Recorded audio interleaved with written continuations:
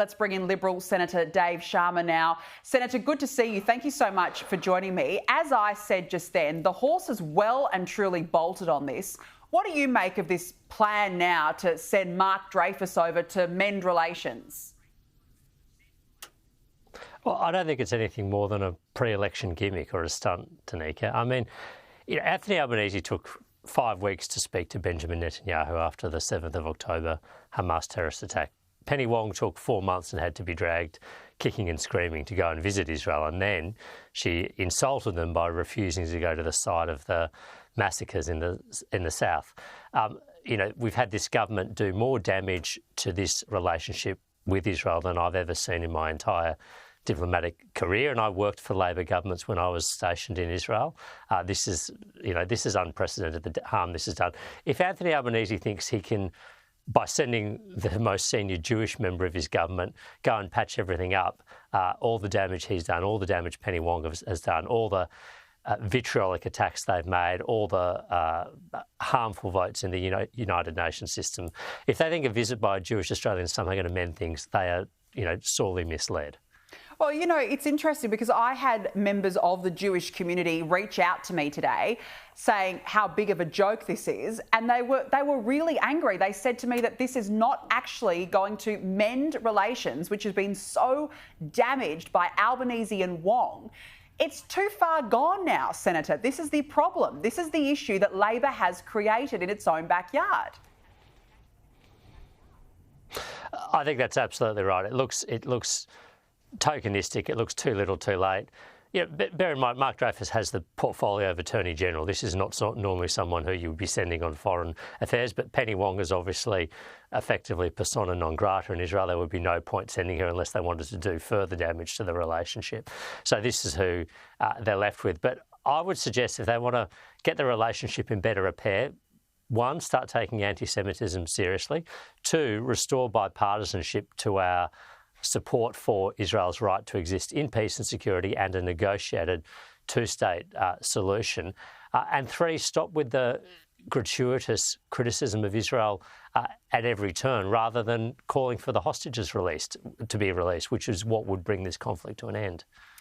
Absolutely. And, the Prime Minister was today asked why he nor Penny Wong are going. Well, as you said, Penny Wong went over there only because she was kicking and screaming. But the question has to be asked, Senator, why has our Prime Minister not gone to Israel yet?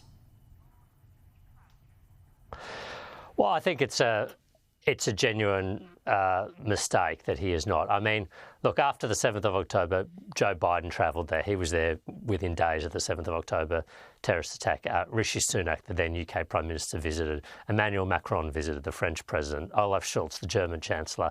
I mean, almost, the Ursula von der Leyen, the European Commission President, Japanese Prime Minister. Countless world leaders visited.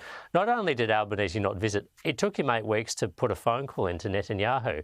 The very first public reaction of this government was not to condemn the loss of life, condemn the horrific terrorist attack. It was to call on Israel to restrain itself. That was Penny Wong's tweet on the night of the 7th of October terrorist attack. I mean, at every step of the way, I think they've intentionally sought to damage this relationship, to insult Israel, to harm our national interests, all because their own political base, the Greens who put them under pressure in the inner city seats, parts of their community who votes for them in outer suburban seats, they're all about appeasing that base.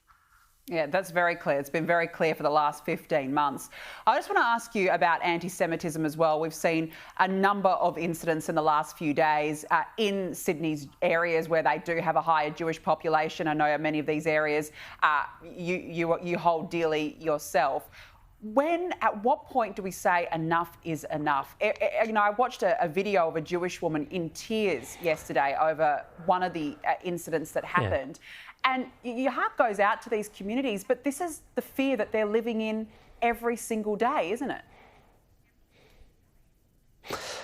They are, and you have to remember, I mean, there were, just in the eastern suburbs of Sydney, there was the car being graffitied overnight, I think, or the night before. There have been 2 instances of cars being firebombed in the past 2 months. There was a synagogue firebombed in Melbourne. I think it's been allowed to run unchecked, and as a result, this community is is living in fear. I was pleased to see that someone is facing court and has been arrested in connection with harassing two Jews outside a synagogue on the North Shore of Sydney. But we need to be seeing far more of that quick, prompt police action, throwing the book at these people so they get the message that this sort of behaviour, targeting, vilifying, intimidating a group of fellow Australians simply on account of the faith they hold, has no place in Australia. And the government has been way too slow in delivering that message and way too keen to just try and hope the whole issue goes away. It's not going away. We need stronger leadership from our government. Absolutely, and yet here we are today. It's just unfathomable. Dave Sharma, really good to have you on the program. Thank you so much for joining me on the show this evening.